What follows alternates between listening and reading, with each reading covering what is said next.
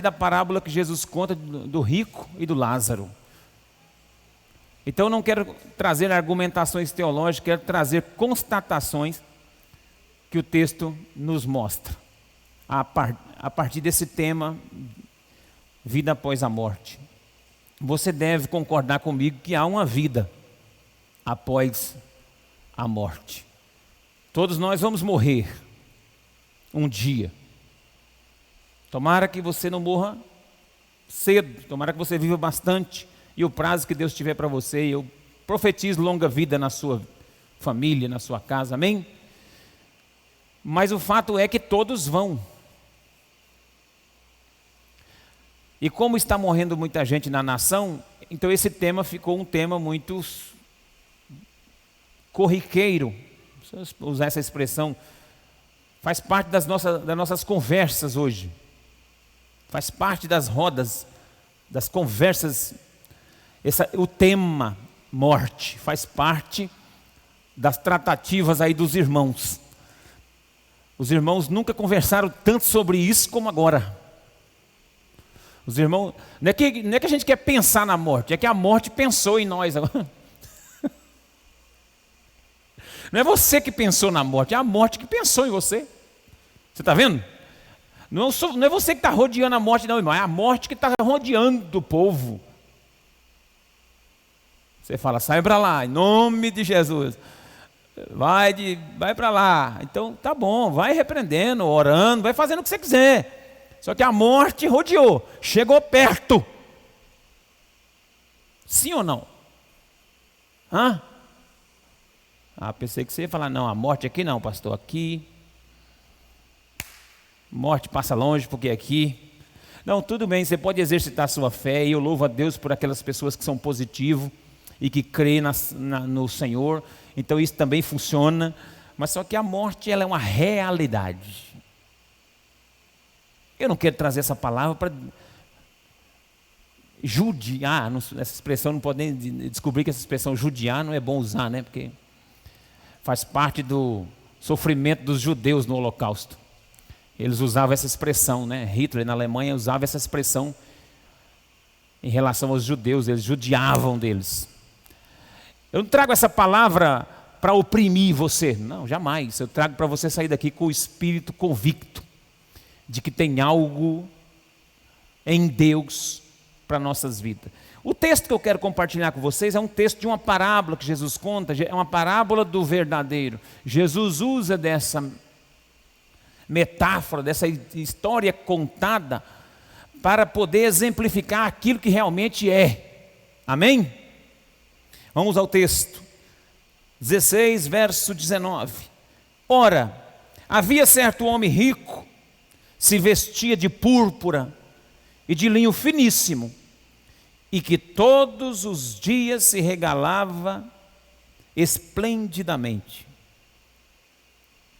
Havia também certo mendigo, chamado Lázaro, coberto de chagas, feridas, que jazia à porta daquele. Ele desejava alimentar das migalhas que caíam da mesa do rico, e até os cães vinham lamber as suas feridas, úlceras. Aconteceu que morreu o mendigo e foi levado pelos anjos para o seio de Abraão. Morreu também o rico e foi sepultado. 23, no inferno, estando ele em tormento, levantou os olhos e viu ao longe Abraão e Lázaro no seu seio. Então, clamando, disse: Pai Abraão, tem misericórdia de mim e manda a Lázaro que molhe em água a ponta do dedo e me refresque a língua, porque estou atormentado nessa chama. Disse, porém, Abraão: Filho, lembra-te de que recebestes os teus bens em tua vida, e Lázaro igualmente os males. Agora, porém, aqui ele está consolado e tu em tormentos. 26.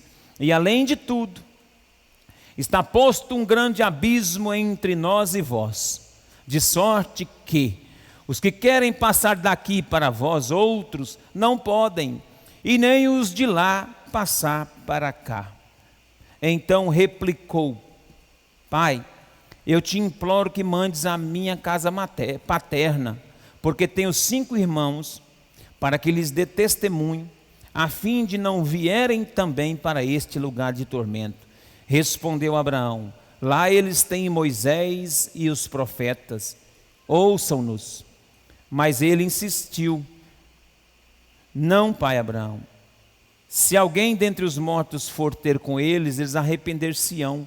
Abraão, porém, respondeu: se não ouvem os profetas e Moisés, tampouco deixarão persuadir ainda que ressuscite alguém dentre os mortos.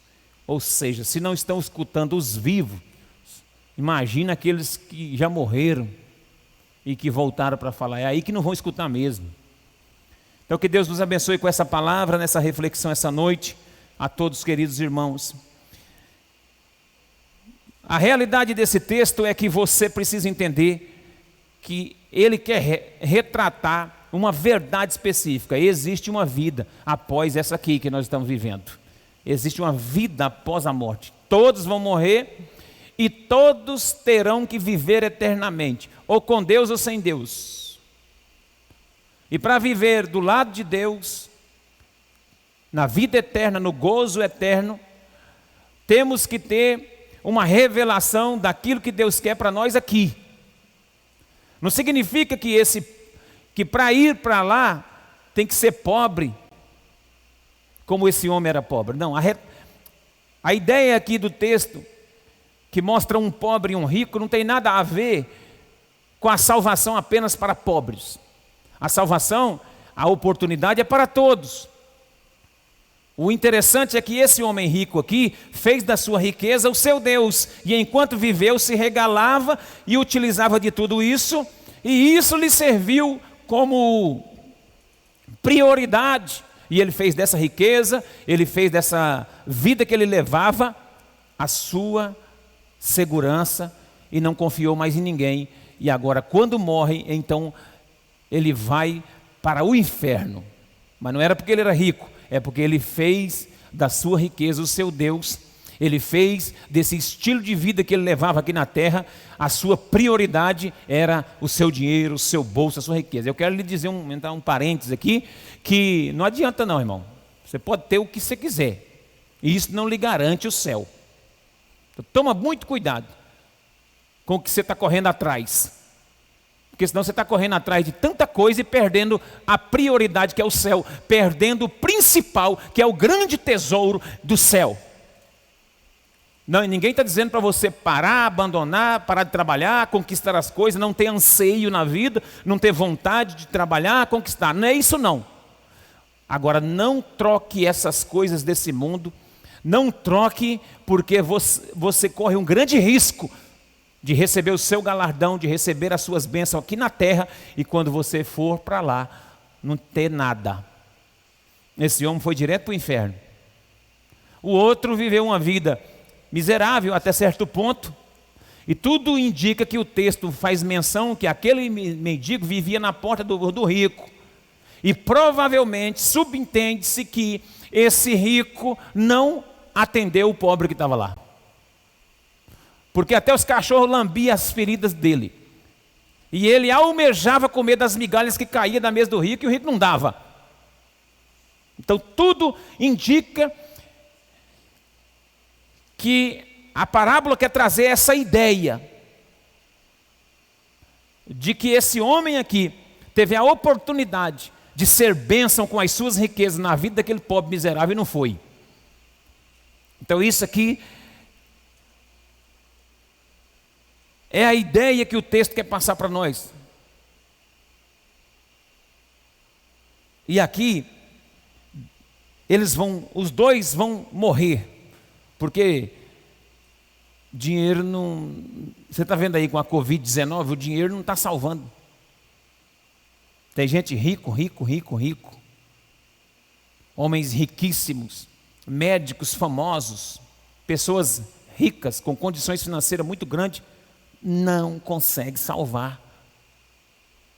Por quê? Porque todos nós, uma hora encontraremos com a morte. sendo rico ou sendo pobre.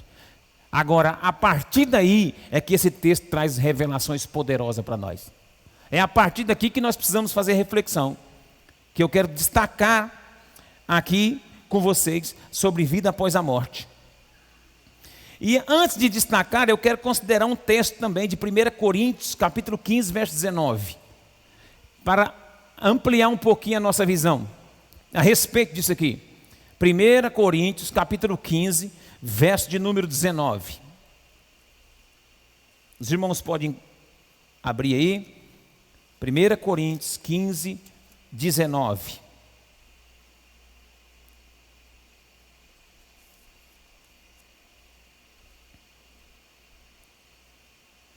Vamos ler? Diga amém. Se a nossa esperança em Cristo se limitar apenas a essa vida, somos os mais infelizes e miseráveis. Outra tradução vai dizer miserável. Infelizes de todos os homens. Então esse texto retrata a condição dos dois, e nós percebemos que um deles se limitou apenas a essa vida, esse período aqui, que vai de 70 a 80, e nós já estamos cansados. Então, irmão, a nossa esperança em Cristo não deve limitar apenas nessa vida.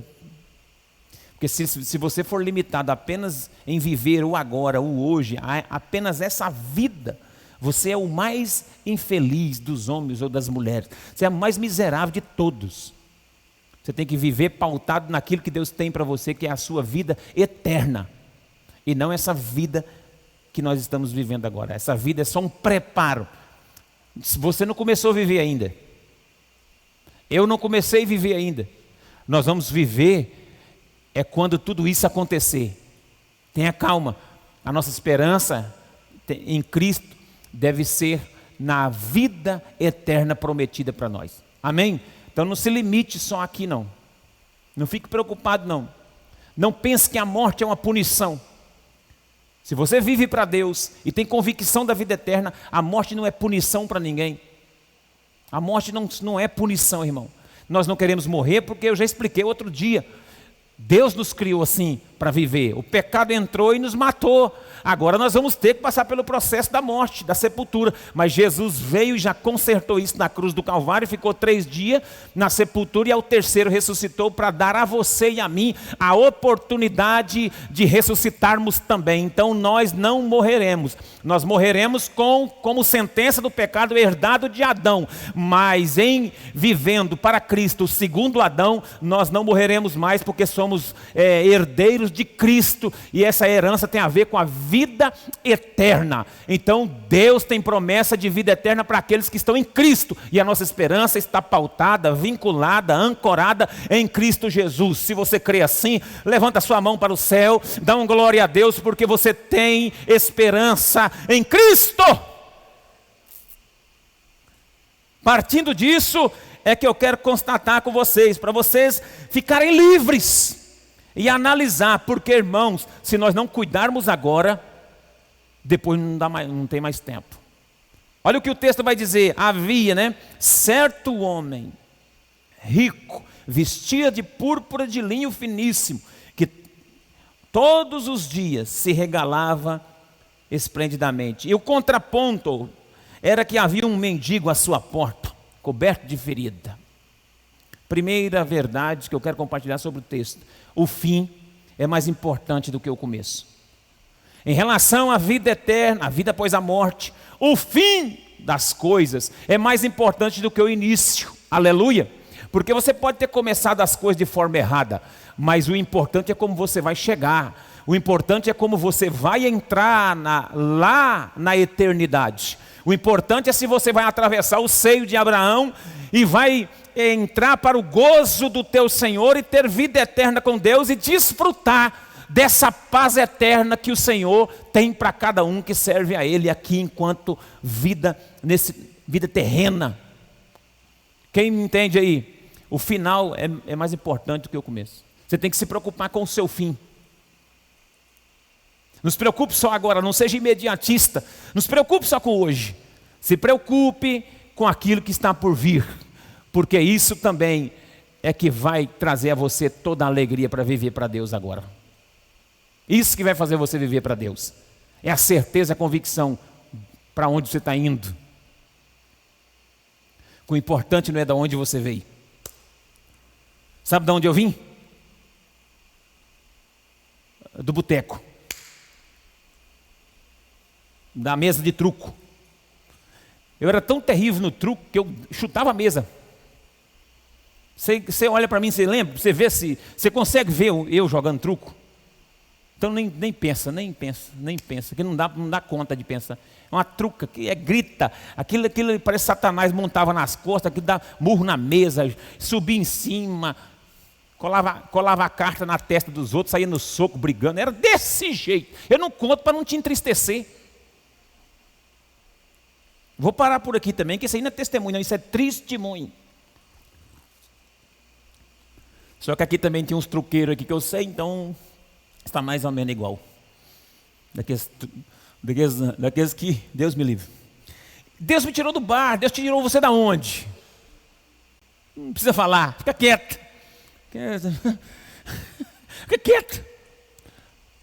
Você fala, não pastor, eu sempre fui santo, um anjo, a minha cara, eu sou um anjo. Tudo bem, mas de algum lugar você veio do pecado, porque veio herdado o pecado. Mas eu não quero saber, Deus também não quer, porque Ele já morreu por você e já perdoou esse pecado aí. Ele quer saber se você entende para onde você está indo, porque é isso que importa na vida após a morte. Saber, eu tenho convicção, eu vou para lá, para a cidade santa, eu vou morar com Deus. Você tem que ter esse vocabulário na sua boca. Você tem que falar sobre a eternidade. Um dia nós estávamos indo num carro rumo a Figueirópolis, Jauru, não sei, e nós estávamos cantando, indo assim, lá no céu, há um lar muito feliz, lá no céu,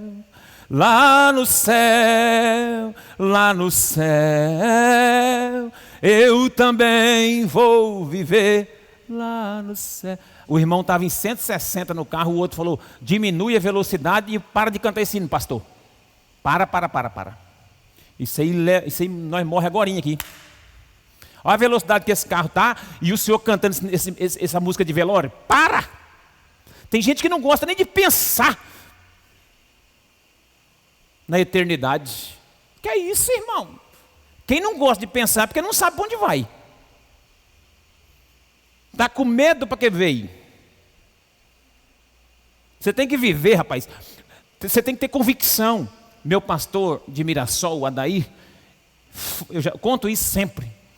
Foi com 78 anos, um tumor do tamanho de uma laranja. E o médico ficou fazendo assim um ensaio para falar com ele. Ei, pastor, que não sei o quê. Ele falou para o doutor assim, eu não vivo nem um dia antes e nem um dia depois daquilo que Deus determinou para mim. Pode falar, o que é? Aí o médico falou, eu acredito que o senhor está melhor do que eu. Tá vivo aí, ó, dirigindo para ir para cá, 5 cirurgias em 1 ano e meio. Hoje ele está com uns 83 já. Para lá e para cá, dando glória a Deus. Sabe por quê? Porque você não vai antes e você também não vai depois. Se você estiver em Deus, você sabe para onde vai, tem certeza, está feliz, vai andando com Deus na terra, pregando o evangelho, vivendo para Cristo, porque tem convicção para onde vai. Eu posso ouvir um glória a Deus? Segundo, verso de número 23, acompanha comigo. No inferno, estando ele em tormentos, levantou os olhos e viu de longe Abraão e Lázaro no seu seio. Segunda verdade que quero compartilhar da vida após a morte, em relação à vida após a morte, é que o inferno é uma realidade. Porque tem irmãos que pensam que o inferno não existe. Ah, não, isso aí vira cinza. Um dia eu vi um irmão crente falando que o corpo daqueles que morrem sem Deus vira cinza, vira pó. Falei, de onde você tirou essa teoria? Não vira pó. Não vai morrer.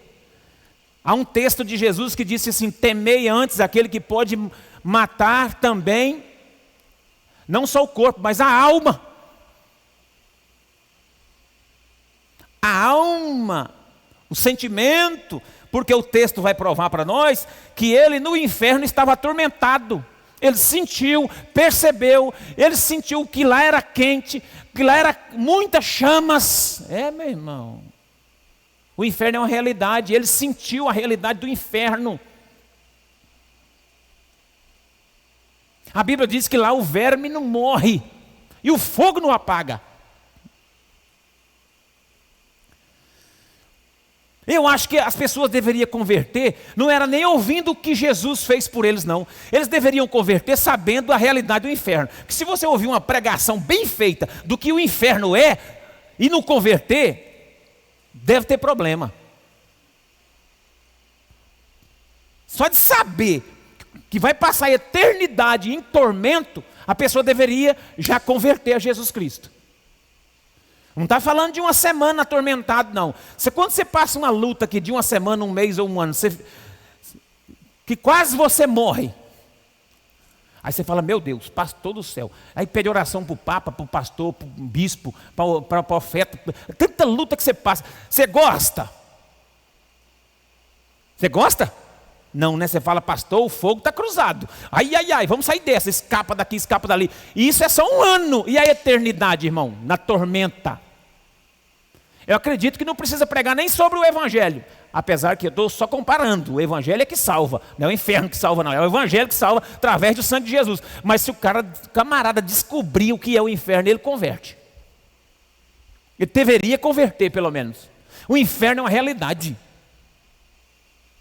O inferno é uma realidade. Não fica dormindo não, irmão. Não fica pensando que tudo está resumido por aqui, vai viver a vida e aproveitar enquanto é bom. O texto está dizendo que o homem regalava, que o homem aproveitava. Esse regalava, você acha que é o quê? Cuidava da vida dele, dos prazeres dele primeiro. Final de semana ia para o culto? Não, ia para a cachoeira. Final de semana ia para o culto? Não, ia para o futebol. Final de semana ia adorar a Deus, evangelizar, fazer uma visita? Não, ele ia para outro canto, cuidar da vida dele pessoal, passear, cuidar dele, da carne dele, da barriga dele, do corpo dele. Vai para o salão, vai vestir roupa nova, vai trabalhar em prol de si mesmo, cuidar de si. É assim que ele estava vivendo, por isso que ele perdeu a eternidade. Cuidado para você não cuidar de si e esquecer da eternidade, porque o inferno é uma realidade. O inferno é uma realidade. Posso ouvir um glória a Deus aí por isso ou não? Terceiro, o texto vai dizer no verso 24: e clamando, disse: Pai, tem misericórdia de mim, manda Lázaro molhar em água a ponta do dedo. Olha que tormenta que esse homem estava, pedindo para o outro molhar na saliva.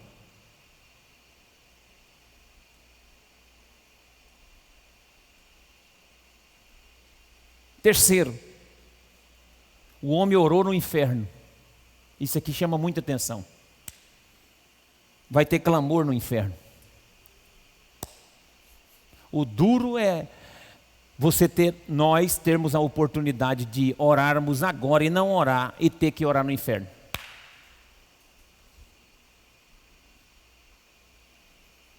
Aprenda uma coisa, no inferno a oração é até ouvida, mas não é respondida com aquilo que a gente quer. Porque ele pediu duas coisas aqui. Ele pediu para molhar, para ver se aliviava o calor e a luta dele, ele não deixou. E ele pediu também para que ele fosse enviado para pregar para os irmãos dele, que os irmãos dele também estavam no mesmo caminho e ia para tudo para lá. Não tem resposta. O clamor no inferno não tem resposta, porque passou. O tempo nosso de clamar é hoje.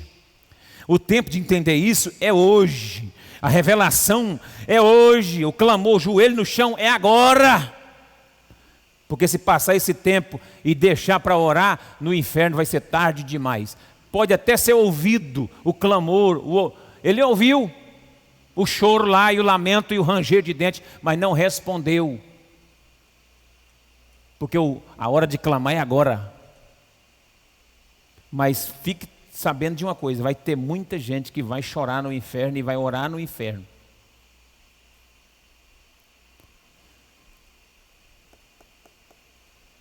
É forte, mas eu tenho que falar isso aí.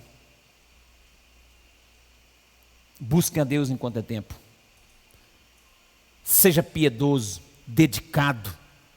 Leve uma vida no altar de Deus, na presença de Deus, na oração, no clamor, pautada na centralidade da palavra, para saber para onde você vai, para ter certeza do que vai acontecer com você. Amém, igreja?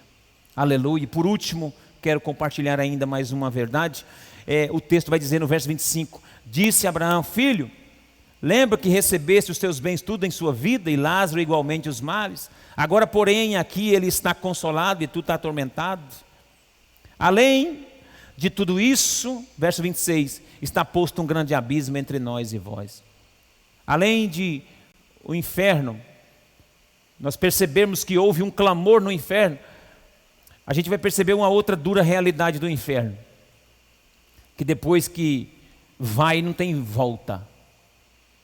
Não tem mais volta. Essa é a verdade. Não tem volta. Não tem chance. Não há mais chance. Foi, acabou. Ele pediu para que através da saliva o outro refrescasse a vida dele. Ele não tem como, porque tem um abismo entre nós e vós. E ele pediu para que ele permitisse ele sair dali. Mas tem um texto em Hebreus 9, 27, se eu não estiver equivocado, abre aí, 9, 27 de Hebreus, no telão. Tem um texto lá que o escritor aos Hebreus registra sobre a morte. 9, 27. Está aí?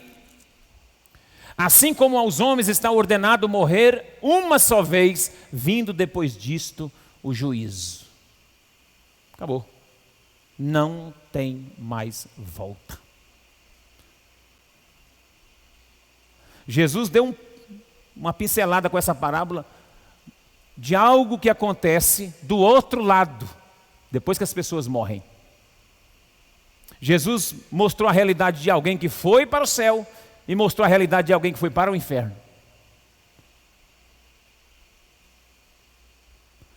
Jesus tratou esse assunto de forma bem simples e prática. Esse texto aqui pode ser explorado, eu vou parar por aqui hoje, mas ele pode ser muito explorado, para nós analisarmos como funciona. E um dos detalhes é que não tem mais volta. A sua chance, a minha chance é aqui. O resultado que nós colheremos na eternidade é o que nós estamos semeando hoje. Nós não podemos levar brincando a vida. Porque, irmãos, o dia da vinda do Senhor está próximo. Mas não é que a volta de Jesus está próxima, não. Jesus já está voltando tem 2000 anos. Jesus está voltando todo dia. Para muita gente. É uma mortandade sem fim. A peste é um sinal da volta de Cristo. Quanto mais se aproxima o dia, mais se aproxima a relação dos eventos, de catástrofes, dessa relação com o dia, com o grande dia. Porque esse grande dia tem relação com pestes, terremotos, tsunamis, pai contra filho, filho contra pai, guerras. E tudo isso não está acontecendo, já há uma relação em face desse grande dia. E mortes em grandes escalas é um dos sinais grandiosos. O Senhor está passando por toda a terra. Alguém falou comigo, esse vírus foi manipulado em laboratório, pastor. Eu falei, se foi, saiu do controle. Se foi, alguém perdeu o controle dele. Eu acredito é que Deus que está agindo no meio desse negócio. Eu não acredito nada dessa falácia. Eu acredito é que Deus está agindo em todo o mundo para aperfeiçoar a noiva para o grande dia. Mas enquanto não vem esse dia, pode acontecer o que aconteceu com esses dois homens nessa parábola relatada. Pode acontecer a morte. A morte é inesperada. A morte é inesperada. Há poucos dias atrás, o irmão Gilberto estava com a sua irmã. Você não esperava que ela morreria nessa leva da Covid-19. Morreu. Ainda bem que o Senhor estava com ela. Gilberto conversava todo dia com ela. Assim como ele, também tem outros aqui que têm lutado. Perdeu seus parentes. E aí? E o que eu vou encontrar do outro lado da morte? O que eu vou encontrar na eternidade? Quando eu passar para lá, qual será a minha realidade? O que eu vou achar? O que eu vou encontrar? Será que você vai ter surpresa? Boa ou ruim? Será que nós teremos surpresas boas ou ruins ao atravessar para o outro lado? Irmãos, tenha convicção. Não se preocupe como você saiu, não. Você já saiu. Ah, meu passado você não conhece. Eu não quero nem saber do seu passado. Seu passado foi cravado na cruz do Calvário. Se você confessou seus pecados, Jesus já te perdoou. Que passado, rapaz? Você está perdendo seu tempo com o passado, você está amarrado no passado? Ai, porque esse passado é meu, né? Isso aí me mata. Ai, meu Deus, você está perdido nisso ainda? Não há tempo. Não há prazo. Não há.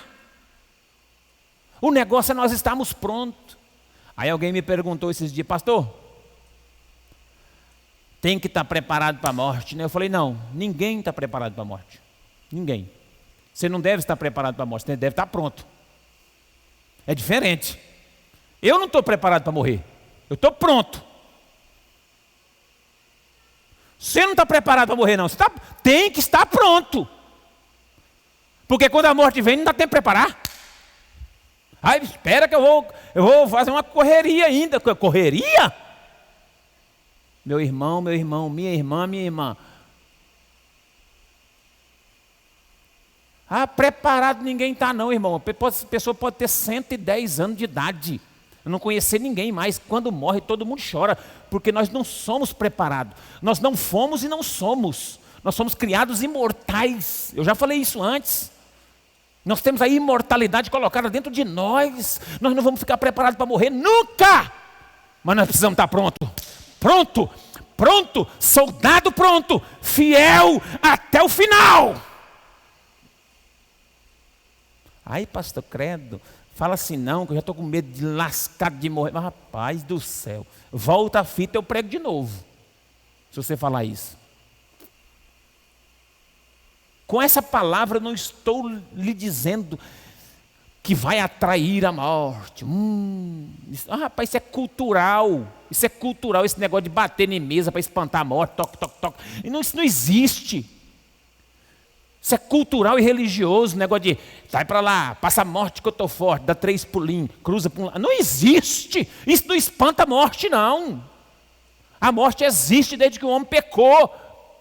E outra coisa, diz o irmão Cláudio Duarte que é uma senha. É uma senha. Senhazinha, um número. Eu não sei.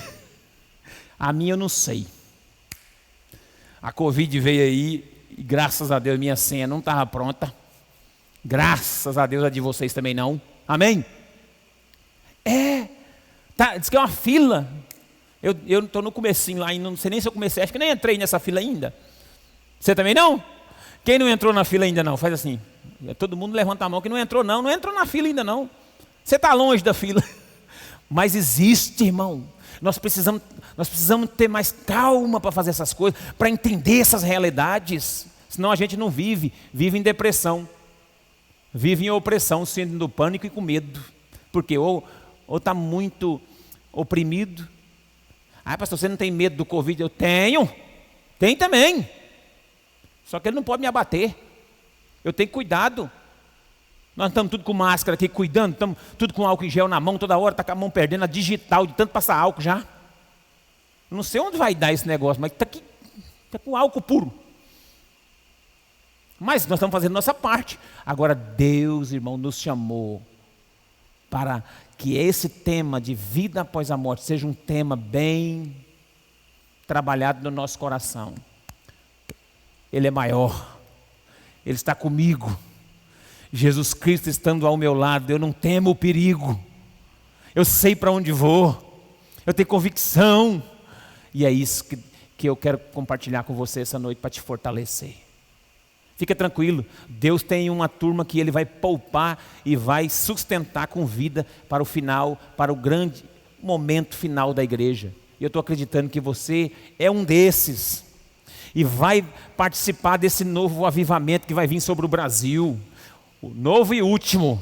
Vai vir um avivamento nas nações. O Brasil é um dos primeiros. O fogo vai cair primeiro no Brasil. Eu tenho certeza disso.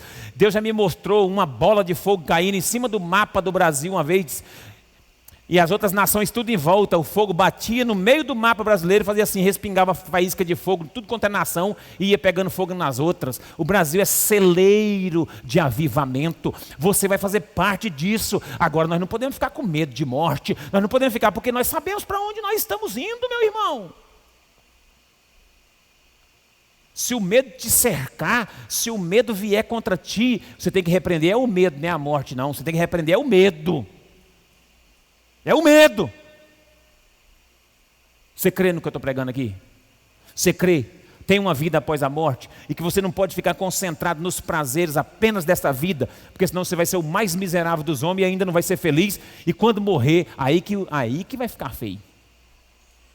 Você já imaginou, nós passamos essa luta todinha que a gente enfrenta aqui na terra. Paga conta alta, vê a corrupção. Agora à tarde estava vendo o noticiário, sabe o que aconteceu? Os 11 ministros do STF, sabe o que eles decidiram? Aquele governador que pegou 300 anos de cadeia no Rio, Cabral, ele delatou um dos ministros, Dias Toffoli, da Suprema Corte. Sabe o que os outros fizeram? Nenhuma surpresa para vocês. Votaram dizendo que a delação do Cabral não vale, para livrar o outro que está lá. Da gente corrupção, irmão, em cima de corrupção, e a gente sofrendo, já pensou a gente sofrer desse tanto, e quando morrer, fala, agora eu vou para o céu.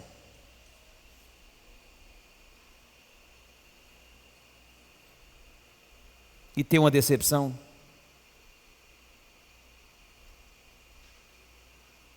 E aí? O que você me fala? Nada, né? Não dá para falar nada numa dessa.